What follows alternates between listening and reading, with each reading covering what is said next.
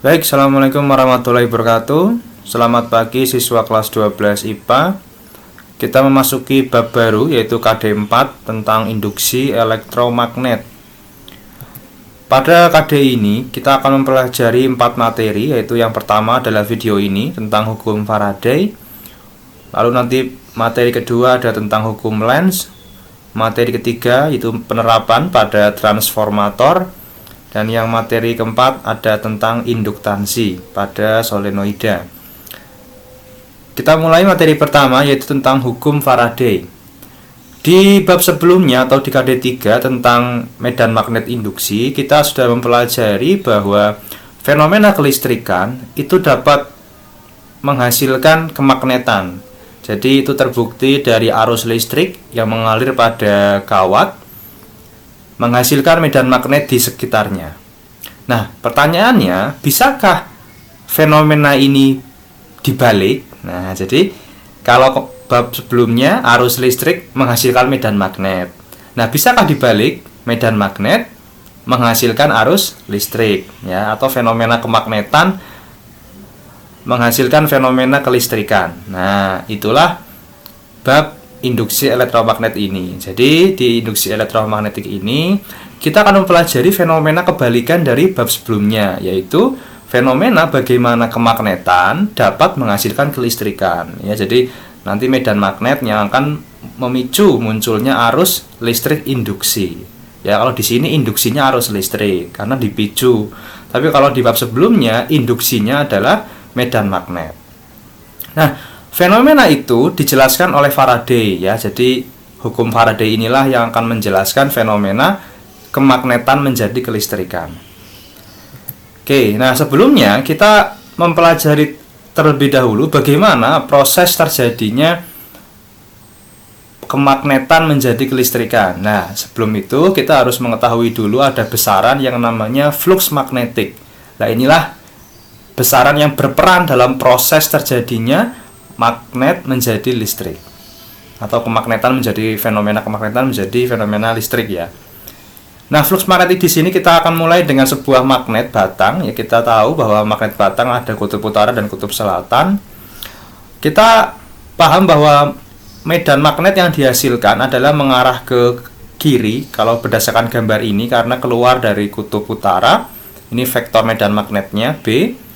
Lalu bila ada permukaan dengan luas A di sebelah kirinya, maka fenomena menembusnya medan magnet terhadap permukaan A ini, itulah yang disebut dengan flux magnetik. Permukaan A ini memiliki vektor normal, yaitu A ini, A biru, ya, warna biru, sehingga kita dapat menuliskan untuk flux magnetik adalah vektor B didotkan dengan vektor A. Nah, jika perkalian dot atau dot produk itu akan menghasilkan besar B besar A kali cos sudut theta. Nah, di mana theta ini adalah sudut antara vektor B dengan vektor A. Ya, seperti itu. Untuk keterangannya bisa dibaca. Jadi flux magnetik memiliki satuan Weber. Paham, ya? Jadi itulah besaran terkait dengan flux magnetik, ya, peristiwa menembusnya ini, ya, menembusnya medan magnet yang dihasilkan oleh magnet terhadap sebuah permukaan. Next, kita akan contoh soal dan pembahasannya. Jadi ada kawat persegi berukuran 20 x 10 dilewati medan magnet 3 x 10⁻³ Tesla. Nah, berapakah flux magnetiknya? Kita hitung bahwa sebelumnya kita harus menentukan terlebih dahulu berapa sudut yang diapit antara vektor B dengan vektor A. Nah, kita lihat vektor B-nya mengarah seperti ini, ya. Dan vektor A, ingat vektor A adalah vektor normal terhadap bidang tersebut, sehingga untuk vektor normalnya permukaan A ini adalah seperti ini yang ditandai dengan warna biru, vektor biru ini.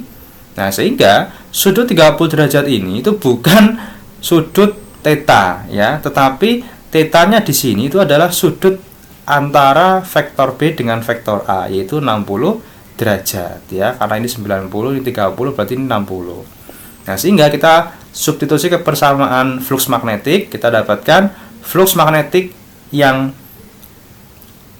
ada pada peristiwa ini adalah sebesar 30 Weber. Ya, jadi waspada dengan sudutnya, karena sudut theta ini adalah sudut antara vektor B dengan vektor A. Oke, paham ya? Lanjut. Sekarang kita akan masuk ke hukum Faraday. Jadi disinilah peran flux magnetik yang memicu proses terjadinya arus induksi. Nah, sebelum itu Faraday adalah ilmuwan, ya, Michael Faraday ini yang meneliti dan menerangkan tentang gejala tersebut. Beliau menggunakan sebuah eksperimen di mana eksperimennya sangat sederhana, ya, hanya ada lilitan kawat yang berbentuk kumparan, lalu ada magnet dan ada voltmeter. Nah, voltmeter di sini ini adalah untuk mengukur besarnya GGL induksi yang timbul. Nah, apa itu GGL induksi? Ya, GGL itu adalah gaya gerak listrik yang memicu terjadinya arus induksi. Nah, itu nanti satuannya volt. Nah, ketika Michael Faraday berusaha untuk mencari tahu bagaimanakah faktor-faktor yang mempengaruhi GGL induksi tersebut, beliau melakukan eksperimen seperti berikut. Jadi ketika magnetnya tersebut, nah ini ya, jadi didorong masuk atau mendekati kumparan, itu akan terjadi flux magnetik, ya, karena ingat flux magnetik adalah menembusnya. Jadi di sini ada medan magnet B yang keluar dari kutub utara, menembus permukaan kumparan tersebut. Nah, sehingga terjadi flux. Nah, ketika magnet itu didorong masuk, artinya ada perubahan, ya, perubahan flux magnetik. Ya, dari tidak ada flux magnetik, ketika didorong masuk maka akan ada penambahan flux magnetik. Nah, sehingga dia mengamati ternyata ada arus yang mengalir atau muncul GGL induksi. Nah, tetapi bila magnet itu diam, ya, didiamkan, ternyata tidak ada GGL induksi yang memicu arus, ya, jadi tidak ada. Lalu ketika magnet itu ditarik keluar lagi, lah muncul lagi GGL induksi yang memicu arus listrik, ya. Nah, artinya dari keadaan ini Michael Faraday mengetahui bahwa ternyata harus ada laju flux magnetik, ya. Laju itu artinya flux magnetiknya itu harus berubah, ya, digerakkan. Jadi magnet atau penghasil medan magnetnya itu harus melakukan perubahan flux magnetik. Jadi dia harus berubah. Ya, jika dia diam atau flux magnetiknya diam konstan, itu tidak akan memicu GGL induksi yang menghasilkan arus listrik. Nah, dari eksperimen ini Michael Faraday membuat sebuah kesimpulan. Jadi GGL induksi yang muncul pada kumparan itu berbanding lurus dengan laju perubahan flux. Nah, ini lajunya. Jadi ada laju dan perubahannya. Nah, sehingga Michael Faraday memberikan persamaan untuk GGL induksi sama dengan epsilon, ditulis ini, ya, epsilon ini adalah GGL induksi sama dengan min N d flux per dt. Lah, inilah d flux per dt ini adalah laju perubahan flux magnetik setiap selang waktu. N di sini adalah lilitan yang tadi pada kumparan. Nah, ini tadi, ya, epsilon adalah gaya gerak listrik induksi. Inilah yang memicu munculnya arus listrik induksi.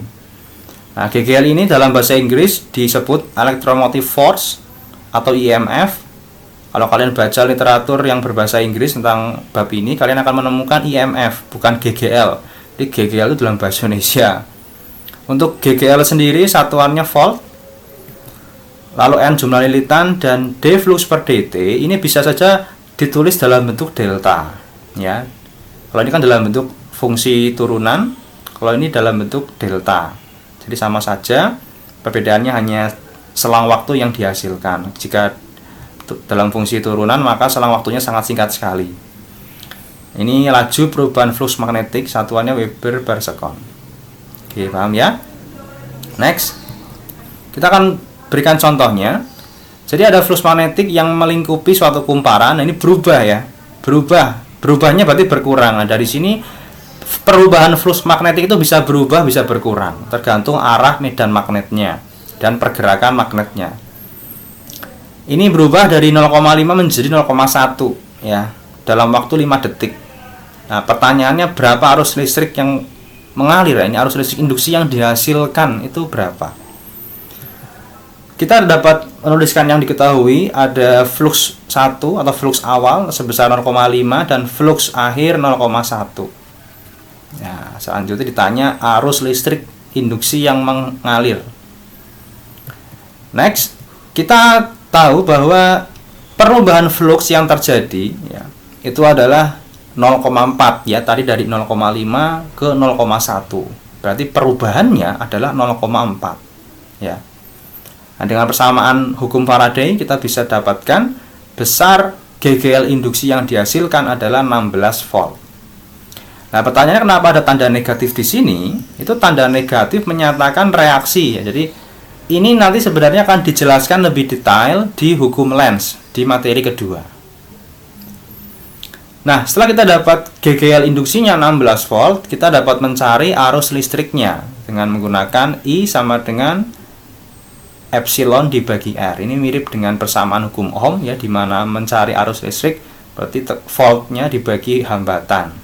Kita dapatkan besar arus listrik induksi yang mengalir atau yang dihasilkan dari peristiwa flux magnet ini ya adalah 4 ampere. Kita paham ya? Seperti itu. Selanjutnya silakan kalian kerjakan soal latihannya. Ini nomor 1. Flux magnet yang menembus bidang BCEF ya, ini yang ini ya, BCEF. Nah, berapa? Nomor 2. Nah, ini ada peristiwa hukum Faraday lagi. Jadi di sini sudah terjadi perubahan fluxnya. Nah, ini sudah ada perubahan fluxnya ya. Jadi ini sudah ada 2 kali 10 pangkat min 3 itu sudah d flux per dt-nya. Nah, kalian tidak perlu mencari perubahannya, tapi di soal ini sudah diketahui perubahan fluxnya dalam 1 detik. Jadi kalian tinggal mengkalinya ya gitu. Udah saya kasih tahu caranya. Dan yang terakhir nomor 3. Lah ini nomor 3 ada persamaan flux ya, 10T kuadrat min 3T plus 2. Lah ini kalian silahkan diturunkan ya menggunakan fungsi turunan yang hukum Faraday-nya N d flux per dt. Ya, ini silahkan kalian turunkan terhadap waktu. Nanti kalian baru substitusi untuk mencari GGL induksi saat T-nya 2 detik. Oke, paham ya? Silakan 3 soal itu dikerjakan, materinya disimak dengan baik. Semoga sehat selalu. Saya tunggu upload jawaban kalian di e-daring fisika kita. Baik, seperti itu anak-anak. Terima kasih. Assalamualaikum warahmatullahi wabarakatuh.